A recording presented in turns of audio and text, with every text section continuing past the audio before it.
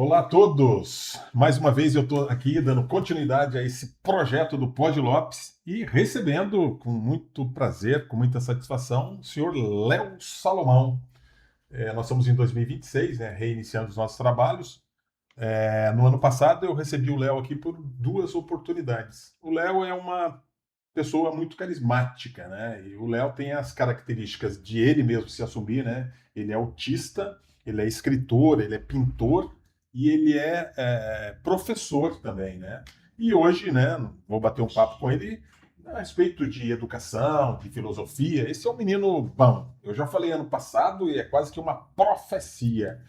Esse menino vai ser um cidadão que vai ganhar notoriedade nacional, quiçá internacional. Porque ele é um menino né, que tem um conhecimento profundo, é um pesquisador, é um curioso e se expressa bem sobre todos os assuntos. Bem-vindo, Léo. Vamos bater um papo, vamos fazer essa resenha aí para a nossa audiência do Pod Lopes. Seja bem-vindo.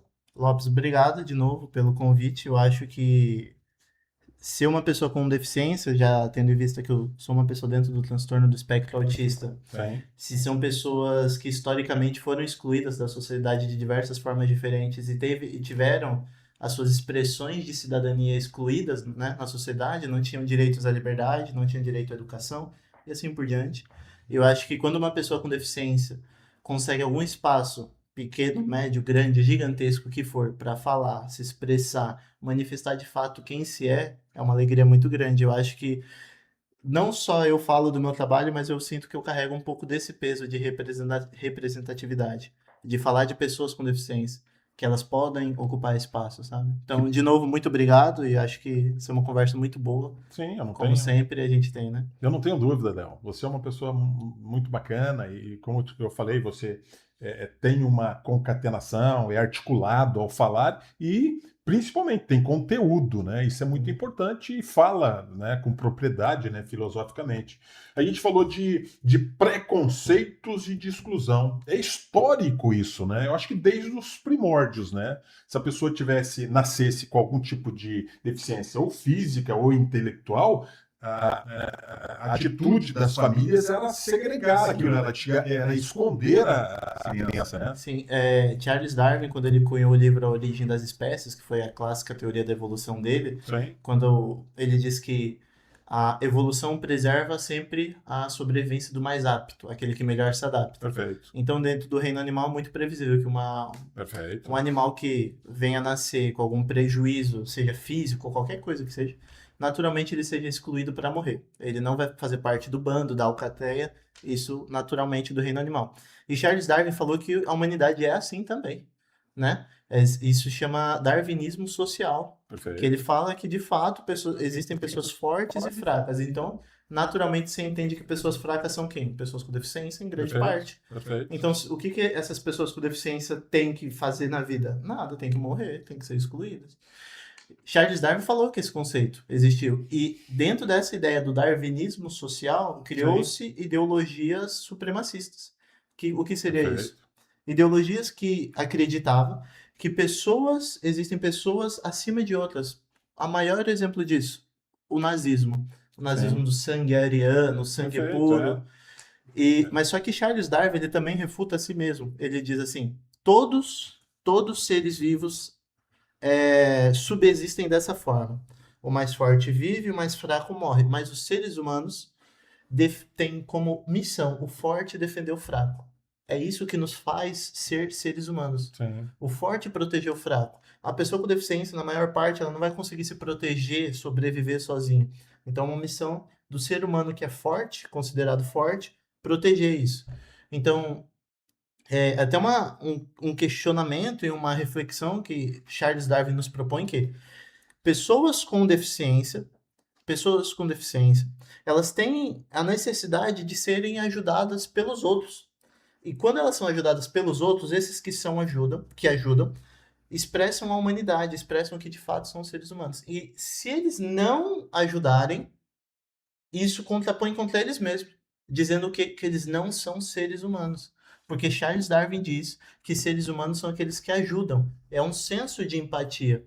Então, acho que contribuindo com o que você está falando, Eu acho que essa segregação de pessoas com deficiência sempre ocorreu na história, né? A gente pode encontrar, por exemplo, relatos de tribos indígenas africanas que crianças que nasciam com deficiência ou crianças que não nasciam não verbais, por exemplo, eram colocados dentro de animais mortos, assim, até voltar a falar, né? Ou eram abandonadas em outras tribos, em outras regiões. Sim, E eu acho que parece, né, acho que a gente está muito maduro como sociedade, mas eu acho que a gente ainda é muito imaturo, na verdade. A gente não aprendeu isso. A gente não aprendeu a cuidar de quem precisa ser cuidado.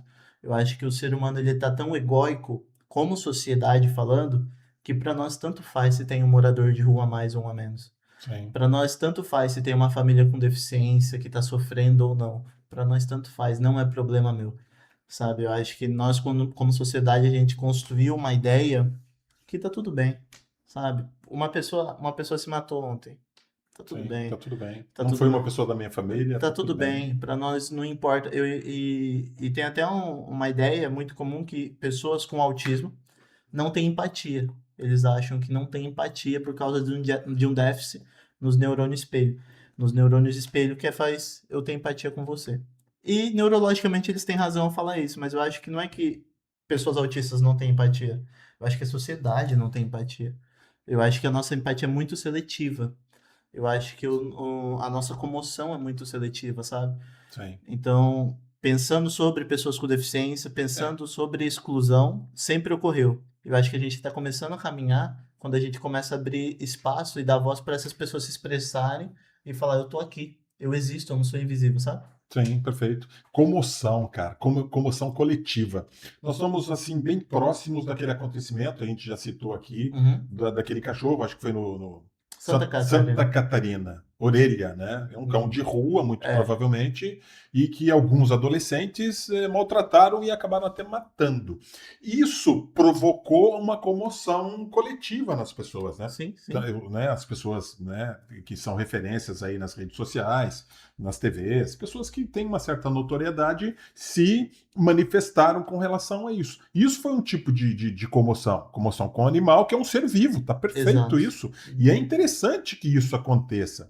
Só que talvez essa comoção seja muito, você falou, muito Seletivo. seletiva. Será que eu seria cruel ao ponto de falar assim? Porque é uma coisa que deu repercussão Nacional. nacional. Quantos cães não morrem todo dia? Quantos cães não ficam abandonados aí? E com o perdão da má comparação, porque comoção ou sensibilidade por um ser vivo, ele vale para animal, para natureza, para Sim. planta, para bicho, para qualquer né, ser que exista aqui na natureza que faz parte do nosso bioma. E os moradores de rua, você falou de moradores de rua também. Será que a gente se sensibiliza com a morte dos moradores de rua? Há uns 1 ou 2 meses atrás, eu até fiz uma postagem de um morador de rua que foi encontrado numa praia, na Praia das Palmeiras, em Caraguatatuba, Uhum. cara. Com o fato dele ter morrido, eu acho que ele se enforcou, talvez, eu não sei muito bem como é que foi, mas causou uma certa comoção das pessoas, Sim. né? Mas as pessoas estavam comovidas, estavam sensibilizadas com ele no dia a dia, quando ele Não. estava lá? Não. E eu acho que a gente pode pensar nisso.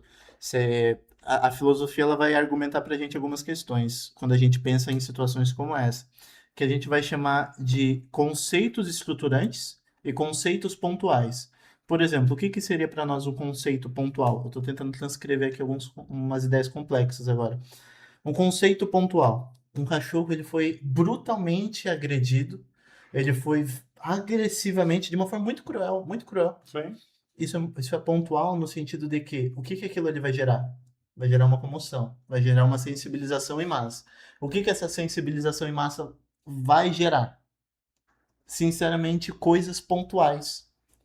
Vai gerar coisas pontuais, Até vai que se apareça uma outra tragédia, E, uma e outra vai, e situação. vai virando coisas pontuais e pontuais e pontuais e pontuais. Mas essas a gente tem que lidar com o fato de que dessa crueldade que foi expressa por aqueles jovens está na nossa sociedade. Está na nossa sociedade. E aí que está o ponto. Essa crueldade que está na sociedade já, estruturalmente, precisa gerar questões estruturais também. Precisa gerar uma mudança. Igual nós Sim. estávamos conversando. Um jovem faz uma crueldade dessa. a punição dele vai ser muito branda. Vai ser muito branda. E se nós lidássemos como isso, como estrutura de sociedade, nós não faríamos discursos, nossos políticos não estariam fazendo os discursos na internet e gravando vídeos de TikTok sobre o fato. Estariam junto com outros parlamentares discutindo como esses jovens vão ser mais punidos. Porque a psicologia é muito clara no que diz respeito à reincidência de comportamentos. Quanto maior a punição, menor a reincidência. Então, se a gente quer diminuir a crueldade na sociedade, nesses comportamentos, a gente pensa em ideias estruturais, não ideias pontuais. É trágico, é muito triste o que aconteceu e a gente tem que lamentar e tem que se sensibilizar e tem que se comover. Óbvio, ninguém está falando o contrário disso. Porém, a gente precisa lidar com o fato que a gente não constrói a sociedade como estrutura, mas só como uma consequência pontual das nossas emoções. O que eu quero dizer com isso? Se a gente vê uma coisa triste, todo mundo chora. E vai todo mundo fazer um vídeo no TikTok, gravar um grande texto, nosso vereador com a roupa mais bonita, vai fazer um discurso na Câmara Municipal sobre uma coisa triste. Mas não aconteceu uma coisa triste, vamos lidar com a estrutura. Por que a gente pode argumentar isso? Por exemplo, vamos pegar a minha expertise que é o autismo. Uma criança com deficiência, ela vai ter crise, ela teve crise lá, uma criança autista teve crise. Ela foi lá e machucou outra criança. Num comportamento de crise, ela agrediu outra criança. Vamos reunir todos os pais. Agora vamos lidar com dois cenários. A criança autista bateu em outra criança. Reúne todos os pais, briga com a criança autista na frente de todo mundo. Vamos fazer cartazes, vamos falar sobre inclusão ou vamos fazer um curso formando todos os professores como lidar com as crises. Perceba que é o mesmo fato, pode ser o mesmo fato, mas ele lida com um fato, uma reação pontual e uma reação estruturante. E quando a gente lida com reação pontual, a nossa sociedade vira só consequência. Entende? Então, por isso que a gente começa a perceber, é muito comum em países subdesenvolvidos essa cultura. Essa cultura de países que são apenas consequência. Não são países que nacionalmente têm uma identidade. Porque quando países que têm nacionalmente uma identidade Sim. mesmo, uma ideologia muito forte, Perfeito. eles criam a estrutura. E a sociedade, e os fatos que acontecem dentro da estrutura. No Brasil, não. No Brasil é crueldade, é o crime, e a gente lida com a consequência disso. Sim. A gente precisaria criar uma estrutura para quando essas coisas acontecessem, essas coisas fossem submetidas à estrutura. Não sei se eu fui claro no que eu quis dizer. Eu queria que você prolongasse esse assunto, ou se aprofundasse um pouquinho mais. Porque você, num dado momento, en passant, falou meio que de medidas punitivas para esses garotos, por exemplo, que é a ponta da coisa. É como se você estivesse apagando fogo pela crista e não pela base. Então, eu queria que você voltasse nessa situação. Você falou de sociedades de primeiro mundo, que são sociedades muito mais quatrocentona, com valores, com comportamentos muito mais firmes ali, né? Isso. Na base dos valores, da educação. Não estou dizendo que eles são melhores ou piores do que a gente, não estou dizendo isso não, mas que também tem um contexto de convivência, né, social e que naturalmente o cidadão vai colocar que se ele fizer alguma coisa errada, ele vai ser punido por aquilo, né? Mas os acontecimentos ruins são muito menores porque ele tem uma consciência coletiva muito maior, consciência ambiental muito maior, em termos de não poluir rios, não devastar florestas, né? Perfeito. Vamos discutir sobre 3 estudos aqui. O primeiro estudo foi um estudo que pegou em regiões periféricas, e nessas regiões periféricas não tinha nenhuma atividade cultural, não tinha nenhuma atividade esportiva, não tinha nada. Sim. Só região periférica e por si só. Ou seja, as pessoas que estavam ali eram consequência do sistema social que elas estavam inseridas.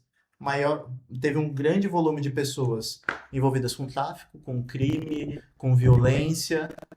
Pegaram as regiões periféricas e incorporaram atividades físicas, atividades culturais, expressões artísticas, enriqueceram aquele ambiente.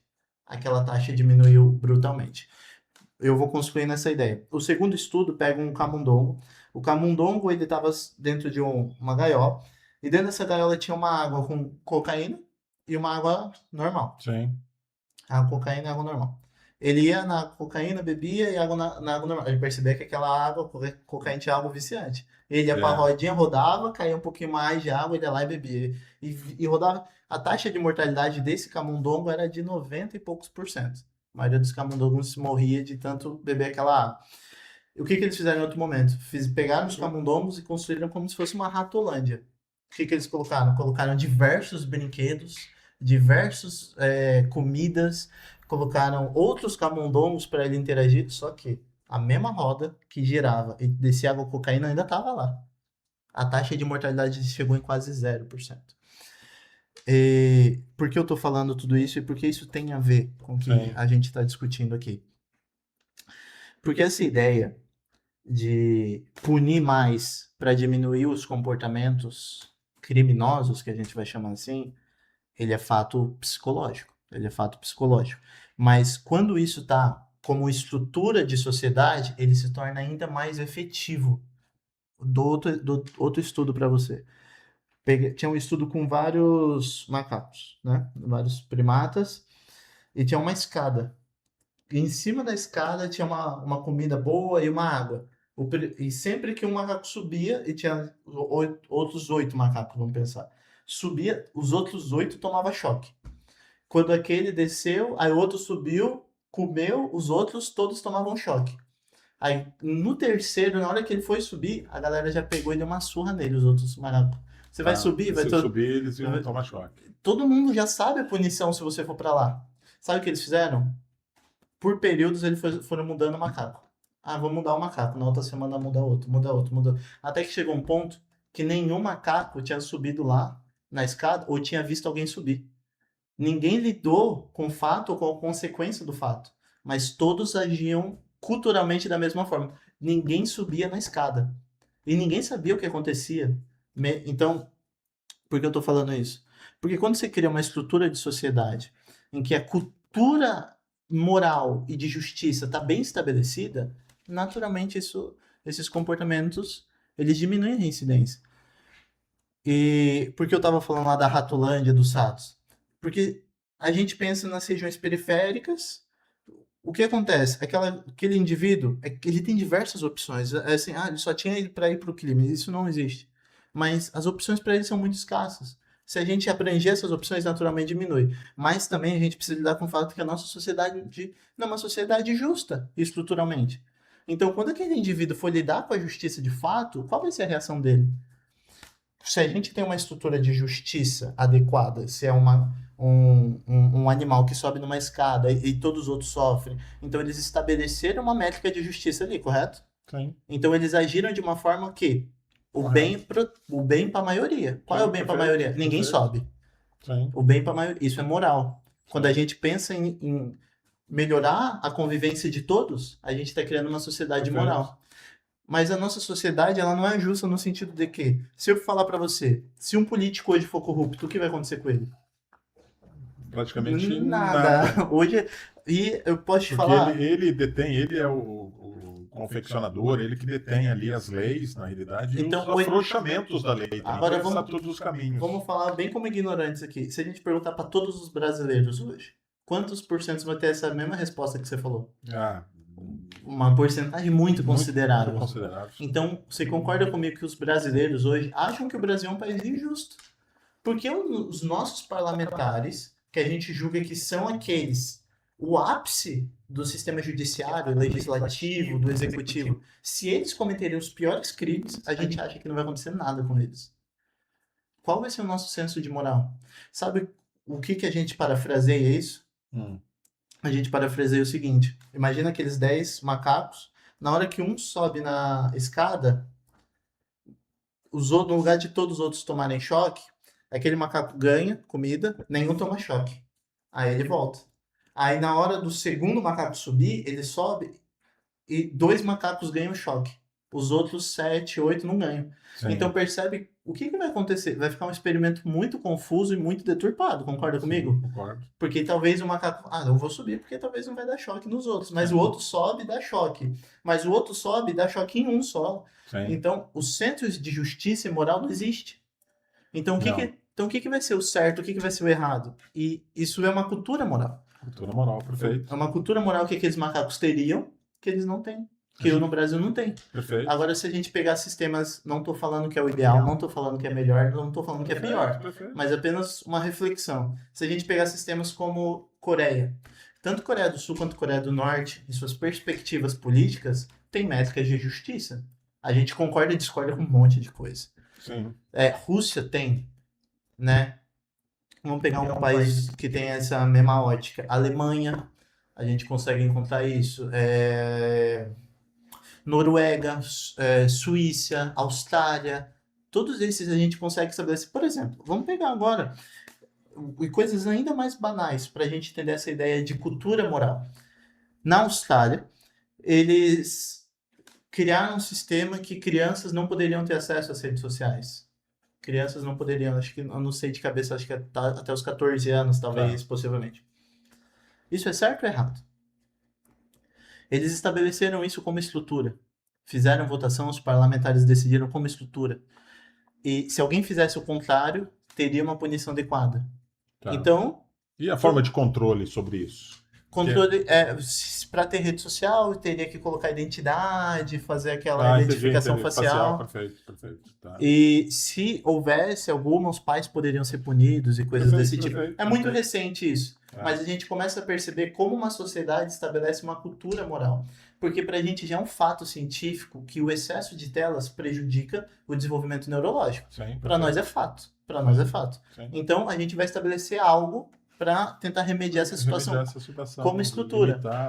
Por exemplo, se a gente descobrisse que hoje todas as crianças roubam sonho de valsa. Todas as crianças, sem exceção. Bateu 10 anos de idade, todas as crianças vão para o mercado roubar sonho de valsa. E elas roubam. O que a gente ia fazer? A gente ia estabelecer que ou a gente ia criar alguma lei, a gente ia criar... Vamos inventar. A gente ia criar segurança que fica do lado do sonho de valsa do mercado. Para as crianças de 10 anos não roubarem o sonho de valsa. Então, percebe? Aí isso ia mudar o quê? A cultura moral de uma sociedade. Porque as crianças iam roubar. Porque se roubassem, elas seriam punidas. Opa, peraí. Mas agora vamos pensar. Lá na Austrália, eles colocaram segurança do lado do sonho de valsa.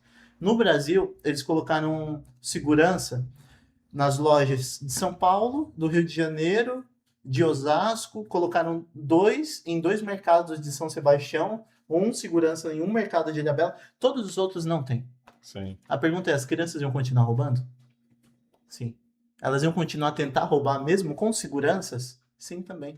Então percebe que como a gente fala de crime, crueldade, comportamento, a gente precisa de uma estrutura e de uma cultura moral. Qual a nossa cultura moral? A gente quer que as nossas crianças se desenvolvam bem? Tá, então por que a gente permite que elas utilizem tantas telas? Sendo que a gente já sabe que é ruim. Sim, perfeito. Por que a gente permite que as crianças comam tanto ultraprocessados? Como alguns países, por exemplo, estabelecem, igual os Estados Unidos apresentou recentemente, uma pirâmide alimentar sobre alimentos que devem ser considerados bons e ruins. Eles colocaram isso para a sociedade. E no Brasil está muito longe disso. Sim, entendeu? Então, alguns programas até falam sobre isso, né? Que os multiprocessados. Mas sem tanta intervenção do governo.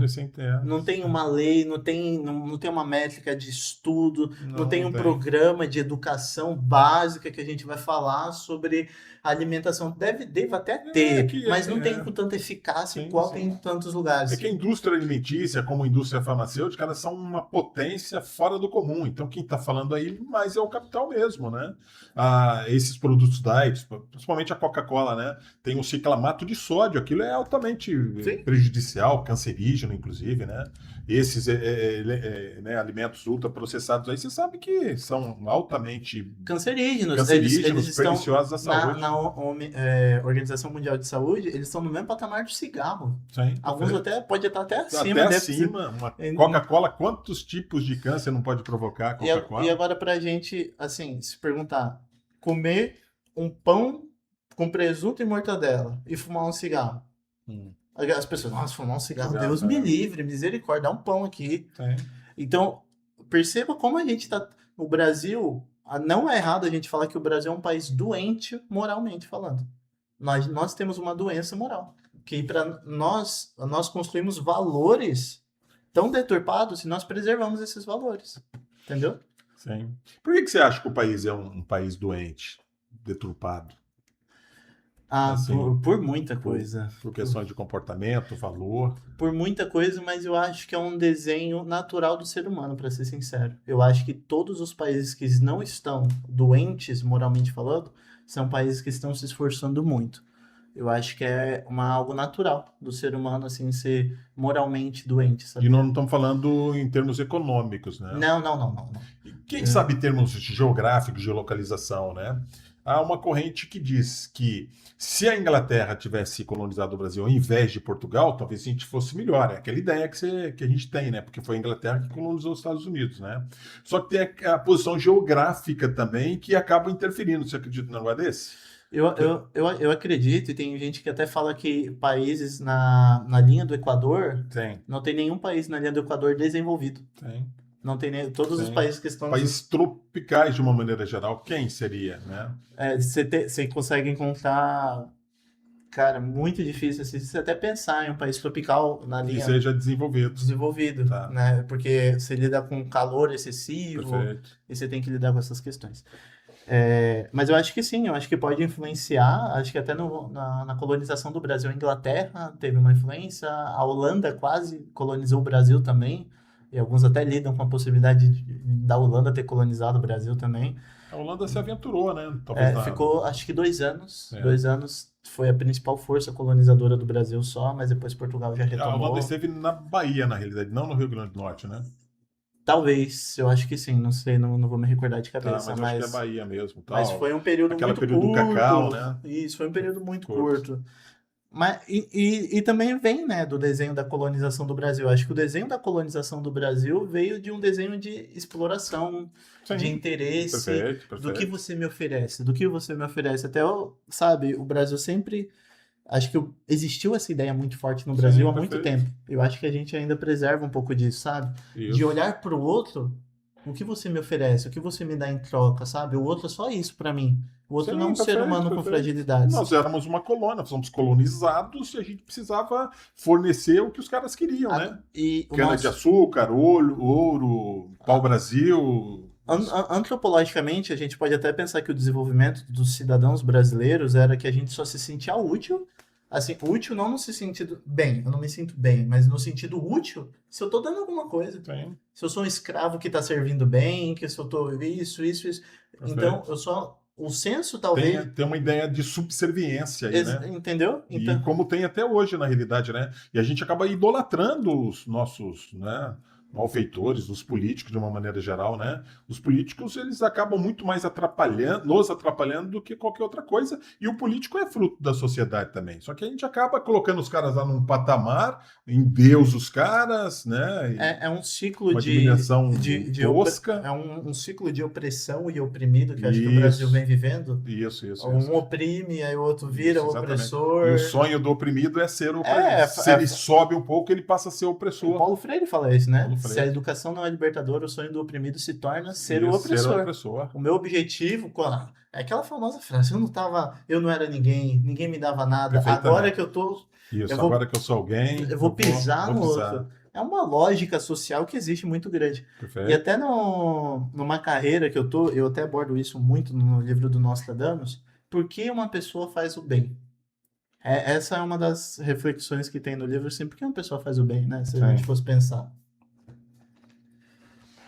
Nietzsche falaria que a pessoa faz o bem para ir pro céu. Porque, por que eu vou ajudar o próximo? Ajude o próximo, porque Deus é o galardoador. Nietzsche Sim. fala que Deus é o eterno saciador, né? Sim.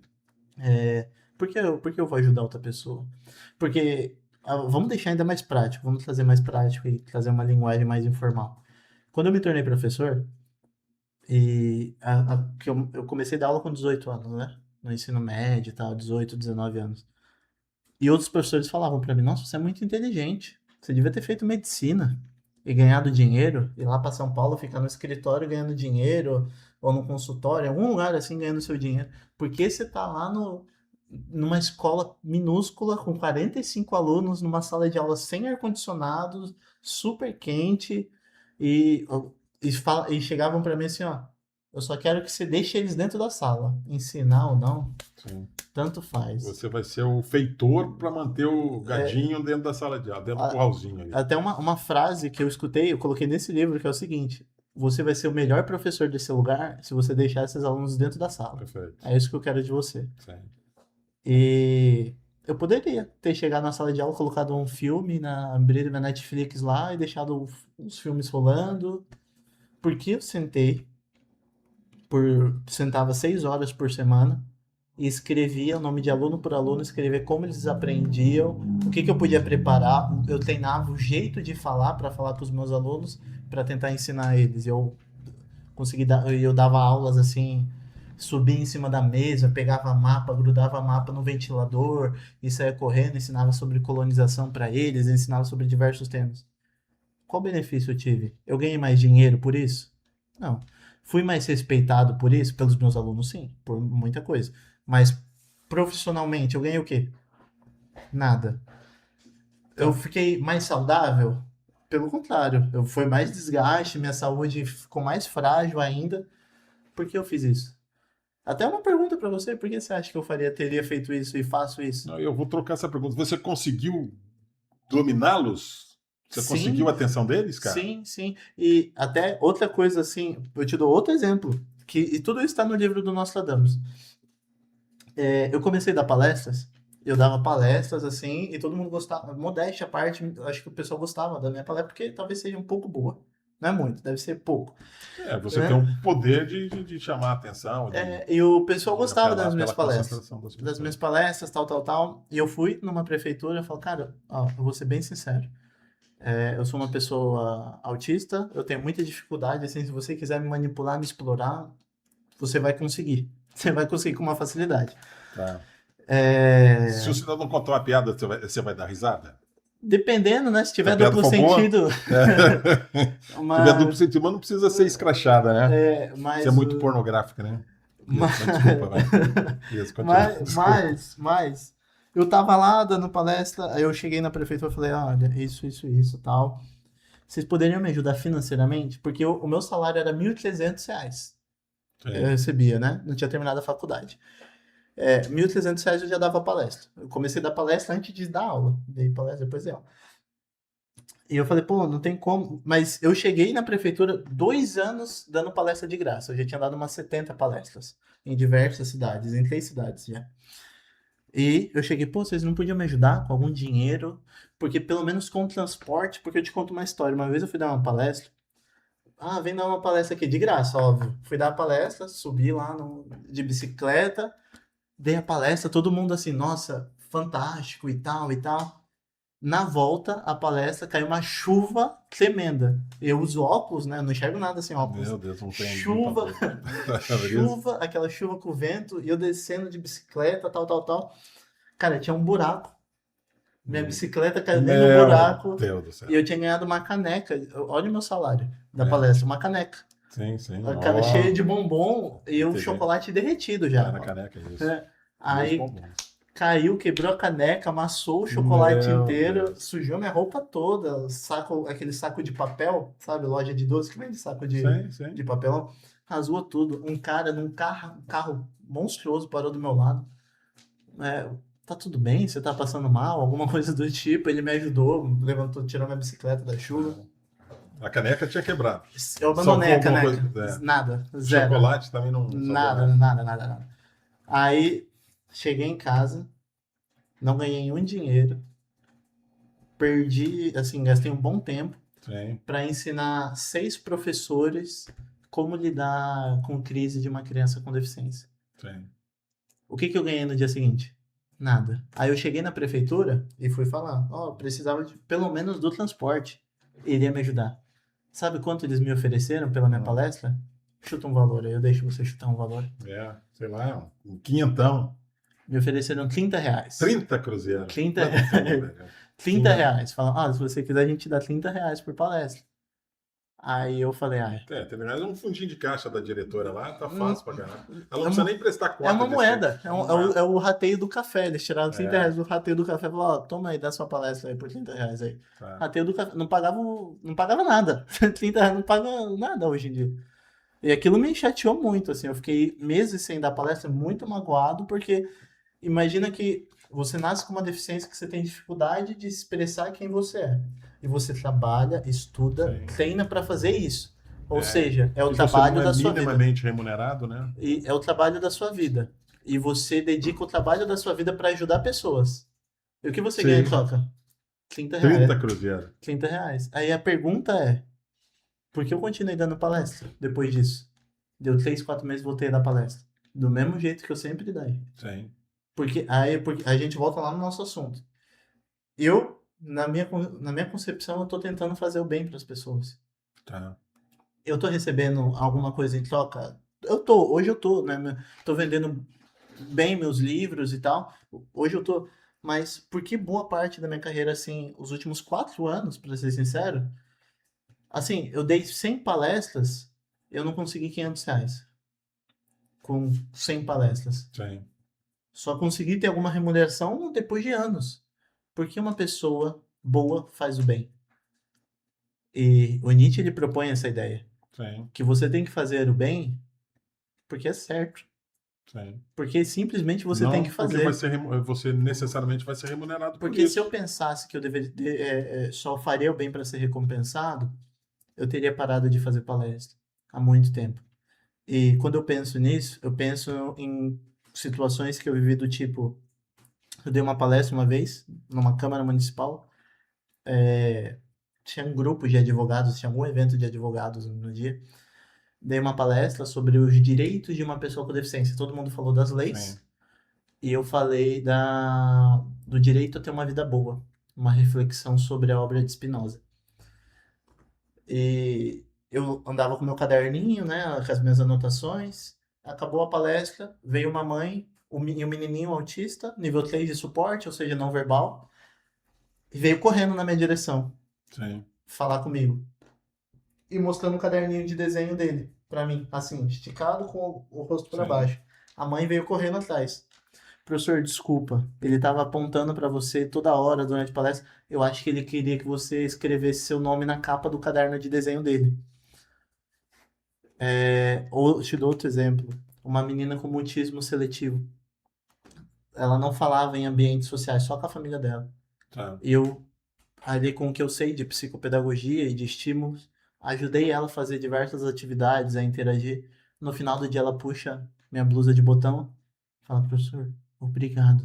Eu não falava nada, Entendi. sabe? Quantas mães me mandam mensagem? Sim. Eu recebo mensagem do tipo, mães que os filhos têm vergonha de usar o cordão de autista, porque eles têm vergonha Sim. dos colegas zombarem, tal, tal, tal, tal, tal. Recebo mensagem de pessoas falando: olha, obrigado, que meu filho te viu e ele Tá. pediu para comprar um cordão porque ele quer ir para a escola com um Perfeito, cordão. perfeito. Você foi um exemplo para ele. Já tiveram meninos que me procuraram, adolescentes, para conversar comigo se eu podia dar conselhos, porque elas eram autistas e tinham vergonha de falar. Sim. Então, assim, remuneração, não tô rico, não tô milionário, mas por que eu continuei fazendo isso? Porque eu sei Sim. onde está o valor da minha bondade. Sim. O valor da minha bondade está nas pessoas. Sim. Se fosse qualquer coisa diferente disso, eu não estaria fazendo o que eu faço. Sim. Eu poderia estar fazendo qualquer outra coisa, sabe?